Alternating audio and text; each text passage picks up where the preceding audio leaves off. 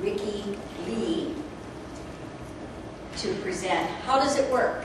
A case study of the effects of applying the Dick and Carey ISD model to the design and development of a math unit for students with mild to moderate mental retardation in a junior high school in Taiwan. A very thorough study. Thank you.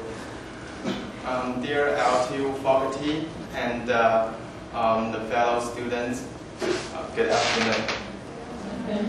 My name is Ricky. First of all, I would say it's really a privilege for me to have you participating in my presentation. As shown in the slide, you can see my title is very long, isn't it? So later I will introduce the concept for you. First of all, please allow me to express my appreciation to my advisor, Dr. Xiaonan. I really appreciate she guided me throughout all the difficult time with her expertise and enthusiasm. Thank you. Okay, so let's start the presentation. Please click next. First of all, what I want to inform you is the background and motivation of my study. That's why I conduct this research. First of all, before I conduct the main body of my research, I have to do a pilot study. And meanwhile, I have reviewed some literature. And I cannot figure out why there is even poor literature showing the connection between special education and ISD, that's Instructional Systems Design. But I'm a special education teacher. I have been teaching in a junior high school for over 6 years. I know that instructional design is very important, especially for special education teacher. But how come there's even poor literature? And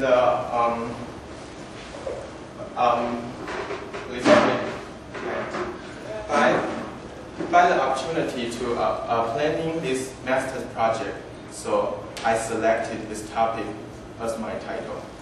Okay, next.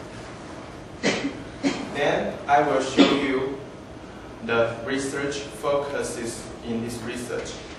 Actually, I have integrated my research purpose and the questions into one slide called research focus. First of all, after this study, I'm going to create a design course by a Dick and Carey model. So in this focus, what I'm concerned is what procedures are involved to create this design course. Second,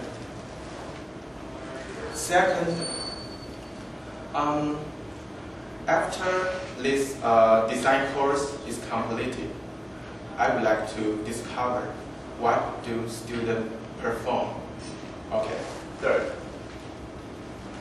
Third, I would like to explore what I want to understand the practicality of my instructional design and materials after this design course.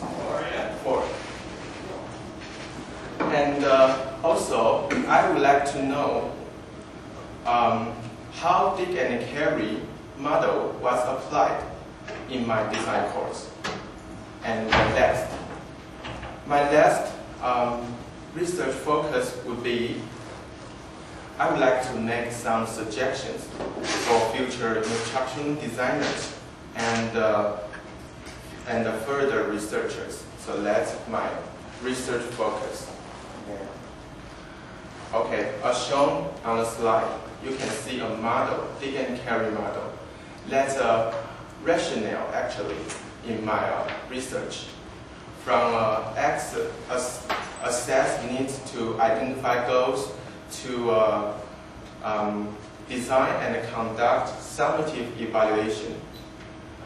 Basically, there are 10 steps in the model. I know some of you guys have been now attending Dr. Shona's IT class, so I know you should be very familiar with this model. So I'm not going to repeat it. Okay, next. Next slide is ADDIE model. Why I explain ADDIE model after the dig and carry model is because ADDIE model actually is an umbrella term that covers a family of ISD models. And by the 5 steps, ADDIE model actually covers all the most of the procedures of dig and carry model.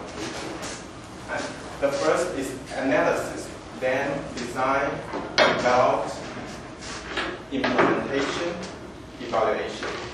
Then I will show you a figure.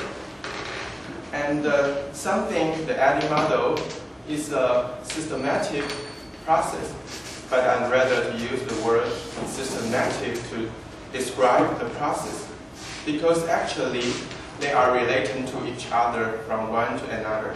So in the figure you can see there are many arrows connected to each other. So you can see their interrelationship. Okay, next. Next is a table showing you the interrelationship among dig and carry model, ADDIE model, and the counterpart steps in my study. So in analysis, okay, please, I'm sorry, please click previous. In the analysis stage, there are 3 steps, and in design phase, there are 2 main steps. Next, thank you. And next table is showing you the rest of the ADDIE model, the procedures. Okay. Please click next. Okay. The next concept that I'm going to show you is because this study is going to explore the effects. So why I define the effects? I divide the effects into 2 parts. The first is the effect to create the design course. That is regarded as a development process. And the last is the effect that after after this design course is conducted. What is the effect? Okay, next. And the next slide showing you what is called student with mild to moderate mental retardation. According to AAMR, which stands for American Association of Mental Retardation, they define mental retardation by 2 main elements. The first is intellectual functioning. That can be simply defined as their IQ score. And the second is the adaptive functioning. That's how they adjust to the society. Okay. So in Taiwan, depending on their levels of mental retardation, they are categorized as mild, moderate, severe, and profound. So students are categorized as mild to moderate mental retardation. Is called mild. Is what I defined in my research. Okay, next. So next slide is showing you a table. The table is the IQ score, how people diagnose a mental retardation case. I just want to tell you, just like mild mental retardation is from 7